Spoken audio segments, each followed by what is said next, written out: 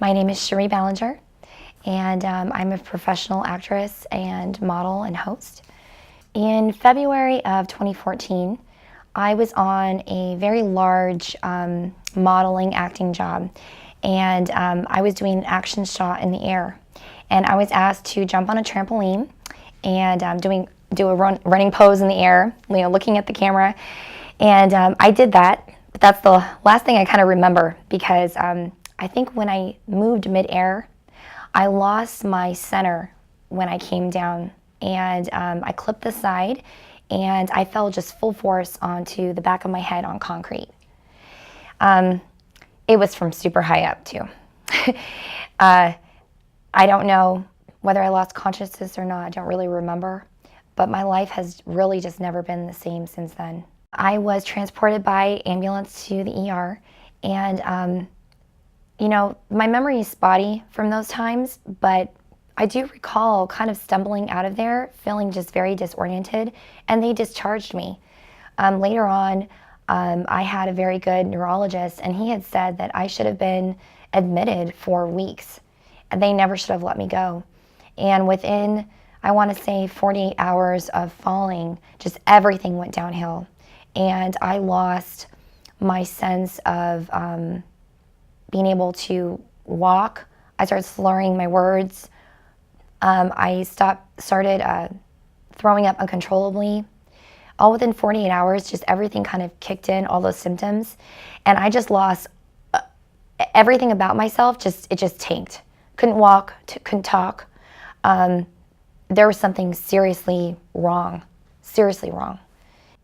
After going to the ER again, clearly there was something that was wrong, and they didn't initially diagnose that, and they should have done that. And that's the tragedy of the situation, because it makes me think, how many other people does this happen to? And then I saw a neurologist, and then there was an emergency MRIs. My whole life completely stopped, and I was bedridden, and my parents took care of me, and that was the beginning of my recovery. And it was horrific because I had such debilitating pain, severe migraines. I couldn't remember how to do anything. I was completely helpless and completely dependent upon my parents and my younger brothers. I mean, it was a very scary situation because it was like, what's happening to me? There's something wrong. And no one kind of could say what was wrong. They said, oh, you have a severe TBI, but then they didn't really say what to do. What do you do? My whole life stopped, and everything just changed. And the next thing you know, I'm stuck in bed with my mom spoon feeding me, and my brother's carrying me to the restroom. And I'm thinking to myself, am I going to be like this for the rest of my life? And although I was very blessed that I was not paralyzed, I lost my sense of balance. I had trouble walking. I couldn't speak. The first step forward was just looking for answers. And that wasn't me who was able to do that. That was my parents. And they were talking to doctors. They were doing research online, trying to figure out what is triggering this. We know she has a brain injury, but what do we do? So it was taking things into their own hands and doing the research. I do remember I started out in physical therapy, and then I went into speech therapy. So I did both of those therapies for a number of years, and they both were very helpful because I needed them both. I had to learn how to try to remember things again, how to retrain my brain. I had to learn how to balance again, and I set little goals, from being able to walk down the hallway on my own to walking up the driveway. Little goals like that, and then also learning how to speak again and how to remember things. I had notes all over the house on how to brush my teeth, how to learn how to do things that we just take for granted. I was asked to go into an inpatient program, but I really liked the people who I dealt with in my physical therapy and speech therapy. And with those two therapies and then my home environment, I didn't want to leave the comfort of that. I think what people need to remember is that it's such a scary situation to be in when you find yourself so helpless and completely vulnerable.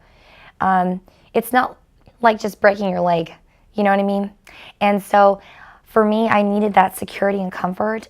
And I'm so very, very blessed to be able to have had my family and the caretaking that I had from them. I don't know how other people could do it without that kind of patience and love that you need with this kind of injury, because that's what helped me the most. You know, I actually have not spoken to anyone else yet in the entertainment industry regarding this, but that's my plan and my goal, because I feel so fortunate to be able to even sit here speaking about what has happened to me, because about a year ago, I wouldn't even be able to have this kind of conversation. I wasn't well enough. So my goal is to be able to bring awareness, because there's a lot of people out there I know who are struggling with the same issues that I have, and they need a voice. So I'm sure that there are other people in my same industry who need someone to speak for them. So that's why I'm here. It's very difficult to even imagine going back to my former life, because you go from being on top of the world in my career to going to zero, and everything completely stops. So although it is scary to think about re-injuring my industry, I do plan on doing so, but I know that I'm a different person now.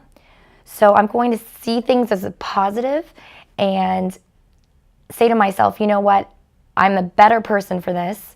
So I'm going to go back into my industry with a different perspective on life.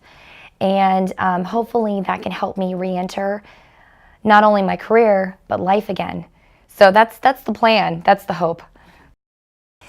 You know, finding out about pink concussions was really hopeful for me, because meeting Catherine and speaking to her and learning that there was kind of an organization of other women like myself who are dealing with similar issues, it kind of gave me hope. I'm not the only one.